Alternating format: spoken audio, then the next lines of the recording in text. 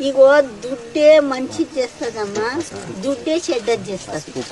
ఏమి ఈ దుడ్డు చాలా చెడ్డదనమాట. దానికి గురువుని పెద్దల్ని అనుసరించితే ఏది స్త్రీధనం, స్త్రీ మోము, భూమి ఆశ, ధన ఆశ, ఈ మూడు వదిలిపెడితే వాడు ముక్తుడవుతాడు అని గురువులు ఏం చెప్తారంటే ఈ మూడు మొదలు తీసేసి రండి అంటారు. నిరాశ. కృష్ణుడు ఎందుకు చెప్పిండు?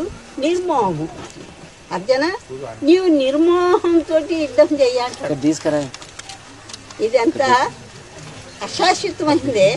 కానీ ఈ ప్రపంచంలో నీవు వచ్చినావంటే మరి ఈ అపయశస్సు యుగ యుగ పర్యంతరం బొగుడతారు. ఇందులో యుద్ధంలో సక్కిన నీకు శ్రేయస్కరం, బతికిన శ్రేయస్కరం అని చెప్తాను. ఎందుకు? అర్జునునికి ధైర్యం రావడానికి.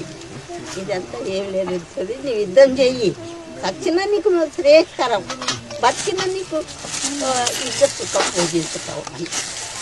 ఏది? రాజ్య సుఖం.